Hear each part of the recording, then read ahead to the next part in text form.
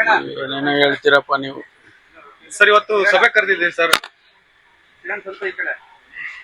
ರಾಜ್ಯದಲ್ಲಿ ಜೈಲುಗಳಲ್ಲಿ ಅನೇಕ ಕಾನೂನು ಬಾಹಿರವಾದಂತ ಚಟುವಟಿಕೆಗಳು ನಡೀತಾ ಇದೆ ಅಂತ ಹೇಳಿ ಈಗಾಗಲೇ ತಾವೆಲ್ಲ ವರದಿಯನ್ನು ಮಾಡಿದ್ದೀರಿ. ಇದನ್ನ ನಾನು ಮೊನ್ನೆನೇ ಹೇಳಿದ್ದೇನೆ, ಬಹಳ ಗಂಭೀರವಾಗಿ ಪರಿಗಣಿಸಿದ್ದೇವೆ. ಸರ್ಕಾರ ಇದನ್ನ ಯಾವುದೇ ಕಾರಣಕ್ಕೂ ಸಹಿಸೋದಿಲ್ಲ ಅನ್ನುವಂಥ ಮಾತನ್ನು ಕೂಡ ನಾನು ಹೇಳಿದ್ದೇನೆ.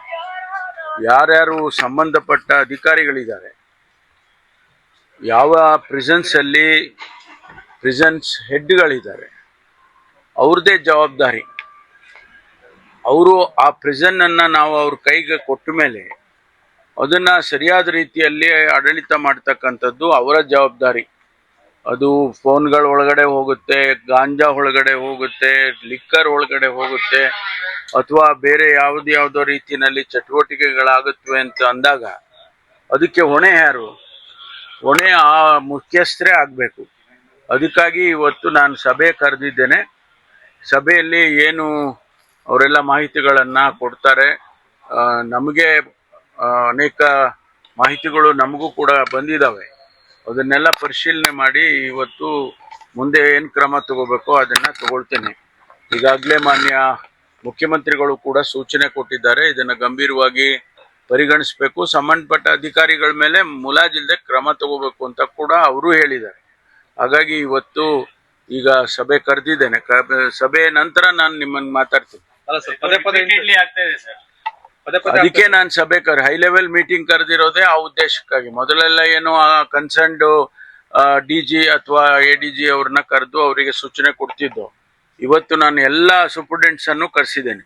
ಪ್ರತಿಯೊಂದು ನಮ್ಮ ಮೇಜರ್ ಪ್ರಿಸನ್ಸ್ ಯಾವ್ದಿದ್ದಾವೆ, ಅದು ಬೆಳಗಾಂ ಆಗಲಿ, ಮಂಗಳೂರು ಆಗಲಿ, ಶಿವಮೊಗ್ಗ ಆಗಲಿ, ಈ ಥರ ಎಲ್ಲ ಮೇಜರ್ ಪ್ರಿಸನ್ಸ್, ಬಳ್ಳಾರಿ, ಇವಾಗೆಲ್ಲರನ್ನು ಕರೆದಿದ್ದೀನಿ.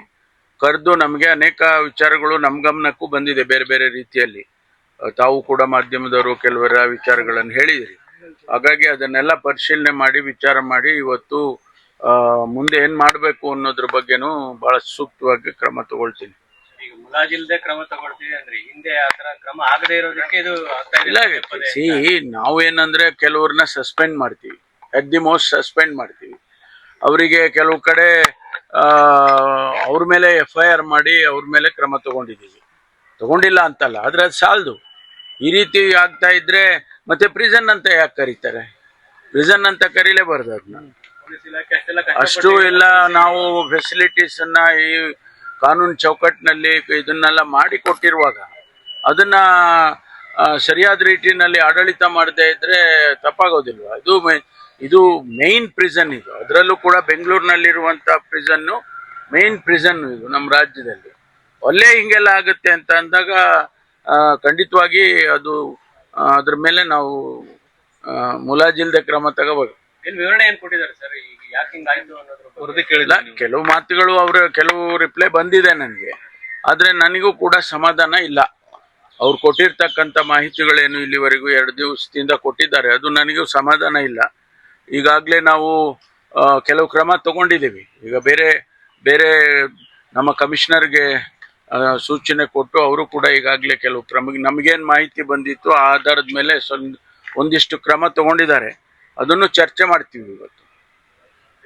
CM ಮನೆಗೆ ಮುತ್ತಿಗೆ ಹಾಕಕ್ಕೆ ಬಿಜೆಪಿ ಇದೇ ವಿಚಾರ ಇಟ್ಕೊಂಡು ಹೊರಟಿದ್ದಾರೆ. ಮತ್ತಷ್ಟು ಸುದ್ದಿಗಳಿಗಾಗಿ ನೋಡ್ತಾ ಇರಿ ಪಬ್ಲಿಕ್ ನ್ಯೂಸ್ 24x7. ಇದು ಸತ್ಯದ ಧ್ವನಿ.